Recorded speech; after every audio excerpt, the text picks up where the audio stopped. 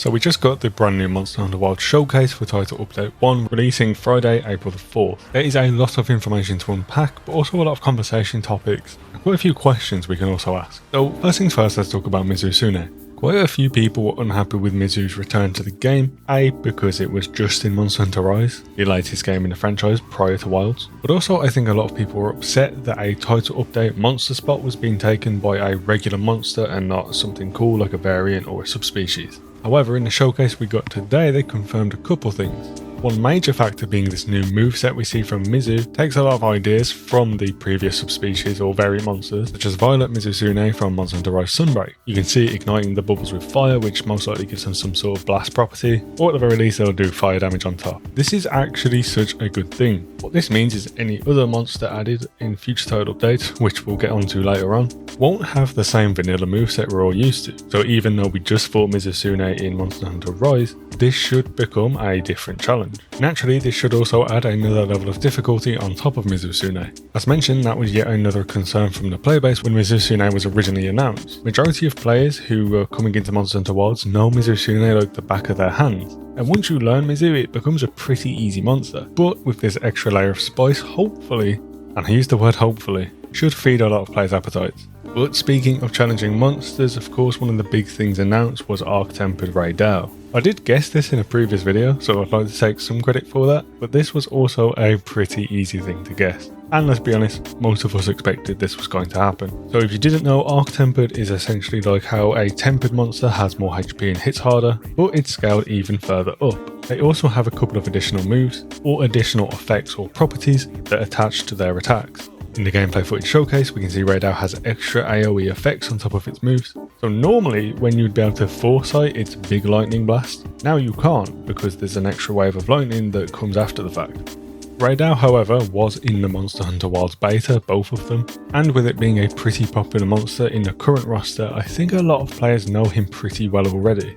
I can already see now a lot of players are going to complain that this quest will be too easy because they know Raidao so well. And the only way that's not going to be true is if it does so much damage it one-shots you 24/7, in which case players will then complain that it's too difficult.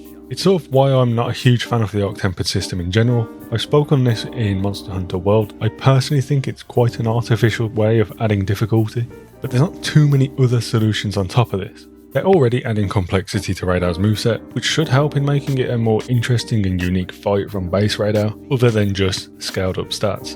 We also get a new armour set, so if you manage to take down Arc-Tempered Raidao a few times, you will have access to that. Typically these will have pretty damn good skills, and I'm really hoping that's the case to shake up the current meta a little bit. Now the thing I'm personally most excited about is of course Zoh Shia being able to be hunted once again. And I'm excited about that for a few reasons. 1, the armor set and weapons look absolutely incredible. 2, the fight from the story was amazing, so now fighting it once it's scaled up to high rank should be a pretty fun experience. But also, this could have more lore implications. Within the showcase they mentioned that the Zoh Shia quest will be accessible after completing a mission that unlocks at Hunter rank 50. They're not saying that that is the mission, however I would still likely assume the mission does entail fighting Zoh Shia. However, this also leads me to believe we are getting a little bit of extra story, details or explanation as to how we can fight it again. Don't get me wrong, this explanation could be complete bullshit. I'm hoping that's not the case, but it wouldn't surprise me. With that being said, I do hold some hopes that there will be a decent explanation. We'll have to wait and see. We then have the long-awaited Gathering Hub being finally added into Monster Hunter Wilds, and they did a really good job based on what we saw. It has tons of personality, mini-games you can play within, and an overall pretty comfy theme. We also got good insight into the seasonal appearance of the Gathering Hub, which will go live a couple weeks after title update launches. This isn't an area of particularly high interest for myself, however a lot of players really wanted this, so hopefully you're happy with what you got. Then an area of mixed opinion from myself is the reintroduction of arena quests. I was not a particularly big fan of these in World or Rise for that matter. Essentially you take a predetermined loadout and go fight a predetermined monster within the arena. You get timed on it, and the better you do, you'll get a different rank, which translates to more rewards. In Wilds there is an extra layer though that makes this a bit different.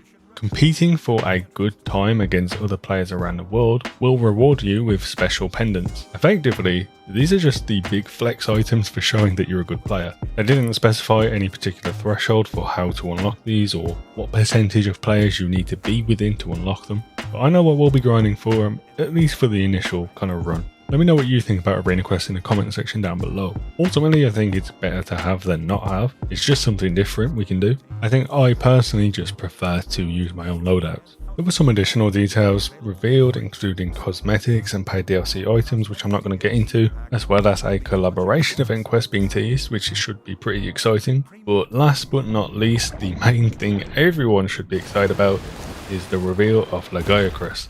This is a fan favourite, with many hoping it was in Base Wilds, which it wasn't. Naturally, players hoped it would be a total update, but as soon as we saw Mizusune, a lot of players gave up that hope. After all, we're adding one water type monster, and here's another one right after. I think it caught a lot of people off guard. After seeing how Ufduna can interact with the water in that region, I'm sure Lagiacrus will do a similar thing, which will be incredibly fun to play. Likewise, with Mizu getting a few additional moves to spice up its moveset, Lagiacrus will no doubt get the same thing. But I don't want to drag this on, so I'll leave you there. Let me know in the comment section, is this a W or L? For me personally, I think it was a huge W. There's a few questions left to be answered, so I'll reserve my full judgment until we play the update, but it's looking pretty good. Oh yeah, and no layered weapons being added, so I guess I was right, for now anyway. Thanks for watching.